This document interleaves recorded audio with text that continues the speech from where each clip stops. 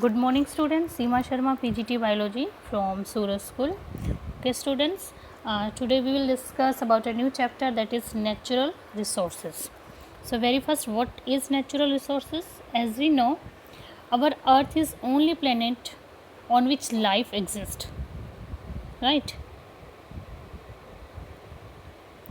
So life depends on several factors like temperature, air, water and food are major factors. These resources available on earth and the sun energy are necessary to meet the basic requirement of all life forms. So what is actually natural resources? Natural resources means all variety of material we get from our nature to meet our basic needs. यानी जो भी materials हैं, everything which we obtain from nature is called natural resources, जिनसे हमारी जो needs हैं वो fulfill होती है, like air, water, soil, everything.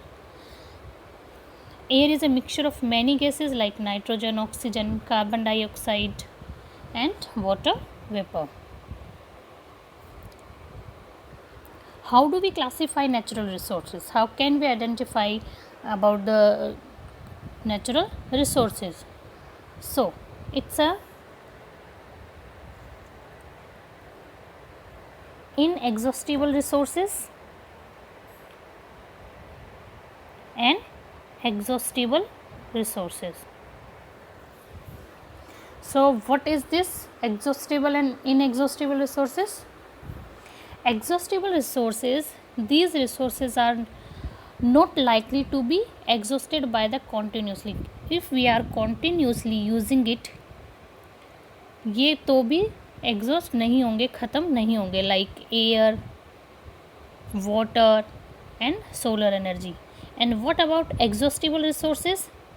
Exhaustible resources means these resources are in a limited supply, may get exhausted by excessive use by the human beings. If we are using it in excessively, so वो क्या हो सकते हैं, exhaust हो सकते हैं, ख़त्म हो सकते हैं. So there are two type exhaustible resources. The very first is renewable resources.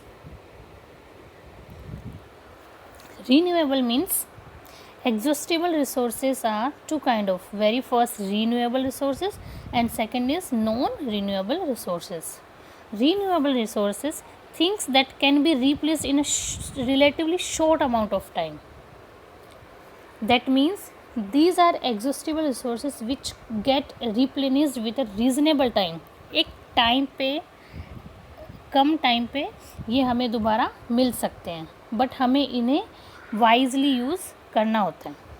We must be wise about how we use, हम कैसे यूज़ कर रहे हैं, ओवर यूज़ कर रहे हैं, उन्हें डिस्ट्रॉय कर रहे हैं, पॉल्यूट कर रहे हैं. इन सभी को नोटिस में रखते हुए, ध्यान में रखते हुए हमें इन चीज़ों को यूज़ करना चाहिए. लाइक प्लांट्स, एनिमल्स, वाटर, इन्हें हमें वाइजली यूज़ करना चाहिए. Then non renewable resources.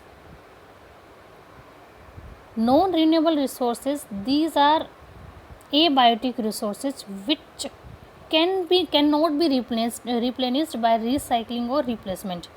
इन्हें हम दोबारा ये हमें दोबारा नहीं मिल सकते, हम इन्हें दोबारा रिप्लेनिश नहीं कर सकते, रिसाइकिल नहीं कर सकते, रिप्लेसमेंट नहीं कर सकते हैं इन अ रीज़नेबल टाइम, क्योंकि ये जो है वो डेड प्लांट और एनिमल से बनते हैं, लाइक कोल हो गए, पेट्रोल हो गए, डीजल हो गए. Once we use them up, they are gone forever, वो हमेशा के लिए ख़त्म हो जाएंगे, क्योंकि हम इन्हें बहुत ही तेज़ी से इस्तेमाल कर रहे हैं, बहुत ही जल्दी क्विकली इन्हें यूज़अप कर रहे हैं, जबकि इन चीज़ों को नेचर में बनने के लिए बहुत बहुत बहुत ज़्यादा टाइम लगता है. तो we are using them faster than nature can replace them. Example like oil, natural gases, then coal, petroleum, diesel, see all are the non renewable resources. Now inexhaustible resources. Inexhaustible means those things that can be replaced as fast as they are used. जितना हम use कर रहे हैं उतनी जल्दी ही, बहुत जल्दी ये रिप्लेनिश हो रही है, हमें वापस मिल सकती है. No matter how much we use and we can never run out, यानी इसे हम कभी भी ख़त्म नहीं कर सकते हैं. These resources are not likely to be exhausted by continued use. कितना भी हमें यूज़ करें बट ये ख़त्म नहीं होती हैं, जैसे कि air, water, solar energy.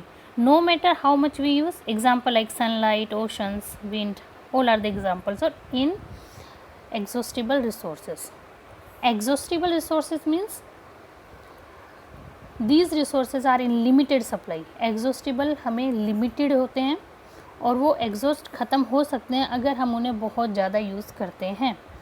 Inexhaustible resources means अगर हम उसे कॉन्टीन्यूसली यूज़ भी करेंगे तो भी वो ख़त्म नहीं होते हैं. एग्जॉस्टिबल को हमने फर्दर 2 काइंड्स में डिवाइड किया है, दैट इज़ रीन्यूएबल और नॉन रीन्यूएबल. रीन्यूएबल रिसोर्सेज वो रिसोर्सेज हैं जो हमें रीज़नेबल टाइम में वापस मिल जाएंगे, वो रिप्लेनिस्ड हो जाएंगे. जैसे कि प्लांट्स, अगर हम प्लांट्स को कट कर देते हैं लेकिन अगर हम प्लांटिंग करते रहते हैं कॉन्टीन्यूसली तो वो हमें वापस मिल जाएंगे. नॉन रीन्यूएबल रिसोर्सेज वो हैं जो अगर हमने एक्सेसिवली यूज़ कर लिए तो वो क्या हो जाएंगे, बिल्कुल ख़त्म हो जाएंगे, वो हमें दोबारा नहीं मिलेंगे, क्योंकि इन रिसोर्सेज को बनने में मिलियन एंड मिलियन ईयर्स लगते हैं, जैसे कि fossils fuels. Now resources on earth. As we discussed that all variety of material we get from nature to meet our basic needs are called natural resources. Okay, like air, water, soil, all are the natural resources that we get from the nature. They are obtained from the 3 components of the earth. ये सारी चीज़ें हमें 3 components से मिलती हैं. The very first is lithosphere. Lithosphere means they are obtained from the land. Lithosphere means land. The outer crust of the earth is lithosphere. We can say land. The water on earth is hydrosphere. Hydro means water. And air around the earth is atmosphere. यानी जो भी natural resources हैं वो हमें 3 component से मिलते हैं, land से, वाटर से और एयर से. ओके, इनको कंबाइंड फॉर्म में हम बायोस्फीयर कहते हैं.